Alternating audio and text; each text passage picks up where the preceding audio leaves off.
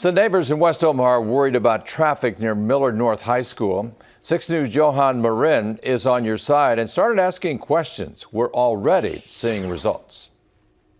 It's just mobs of kids, and 144th is very busy, and it's very scary for those children. Each day from her post at Flowerama, Maureen Hull sees a crush of kids coming and going from Miller North High School. The flower shop where she works sits right next to 144th and Pacific Streets. It's very scary for those children, kids, young people to be crossing. She's not the only one worried about the students crossing 7 lanes of traffic.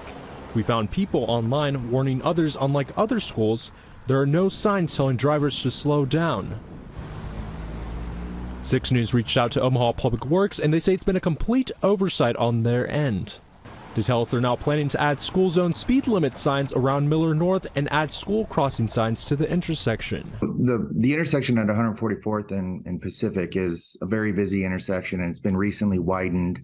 And it's understandable the concern that people would have crossing a big intersection like that, especially given that it's right next to a school.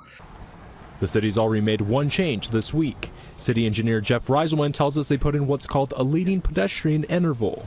It stops traffic in all directions and gives pedestrians a head start. It allows the pedestrians to get out ahead of the traffic so that they're more visible. Signs should be installed by the start of the second semester, dropping the speed limit to 25 miles per hour when children are present, hopefully giving more parents more peace of mind. On your side in Omaha, Johan Marin, 6 News. And Public Works tells us the latest data from the intersection before any work was done shows us the number of crashes was below average for similar road types.